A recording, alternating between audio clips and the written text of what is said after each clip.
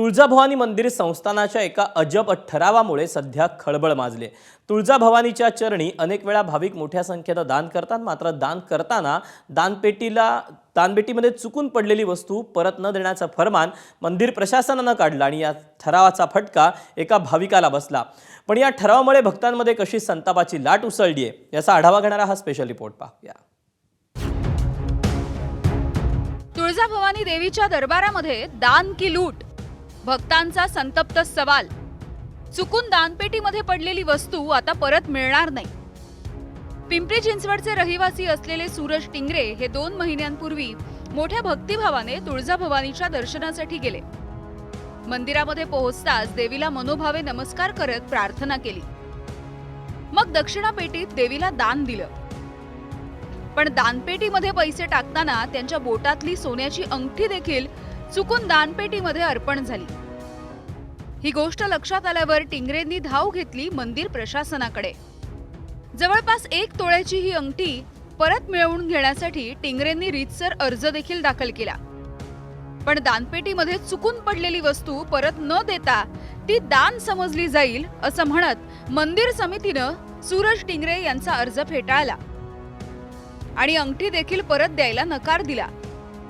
पण तुळजापूर मंदिर प्रशासनाच्या या अजब कारभारामुळे भक्त मंडळींमध्ये सध्या संतापाची लाट उसळली आहे. मंदिर संस्थान असं बोलतं की 2017ला ट्रस्टीनं ठराव केलेला आहे. त्या ठरावानुसार ती वस्तू देता येत नाही. ह्या ठरावाचं नाव पुढे करून भक्ताची लूट चालू आहे. एखाद्या भक्ताच्या मनाच्या विरोधात त्याची वस्तू चुकून पडलेली असताना देण्यात येत नाही, ही एकदम चुकीची बाब आहे आणि भक्तावर अन्यायकारक आहे. दानपेटीमधल्या दानाच्या संदर्भात तुळजापूर संस्थानाने 2017 साली एक ठराव संमत केला. 3 ऑगस्ट 2017 रोजी दानपेटीच्या संदर्भात मंदिर संस्थानानं ठराव पास केलाय. या ठरावानुसार देवीच्या दानपेटीमध्ये भक्तांनी नजरचुकीने टाकलेल्या मौल्यवान वस्तू भक्तांना परत करण्यासाठी मज्जाव करण्यात आलाय. दानपेटीमध्ये भक्तांकडून चुकून पडलेल्या वस्तूंना देखील दान समजलं जाईल.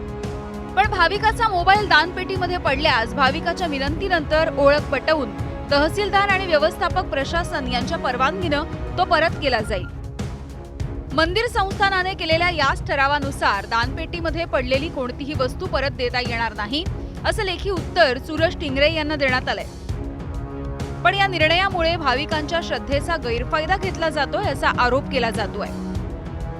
मंदिर संस्थानने हा ठराव तात्काळ रद्द करण्याची मागणी आता जोर धरतीये आणि यासाठी पुजारी मंडळ देखील मैदानात उतरलंय.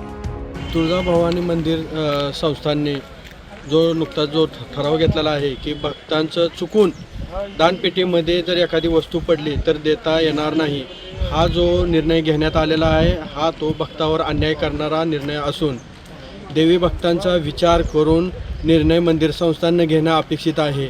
त्यामुळं भोपे पुजारी मंडळाच्या वतीनं मान्य जिल्हाधिकारी यांना लवकरच निवेदन देऊन हा अन्यायकारक जो निर्णय घेण्यात आलेला आहे तो रद्द करण्याची मागणी आम्ही करणार आहोत.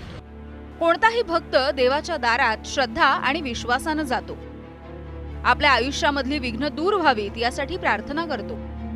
पण देवाच्या दरबारातल्या नियमांमुळे त्याला मनस्ताप होणार असेल तर दात कोणाकडे मागायची असा प्रश्न आता निर्माण होतोय.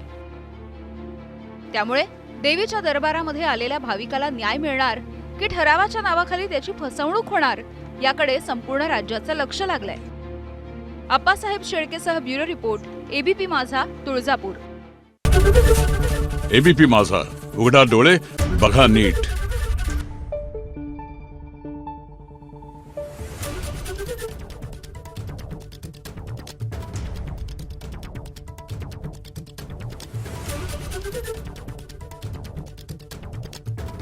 Thank you.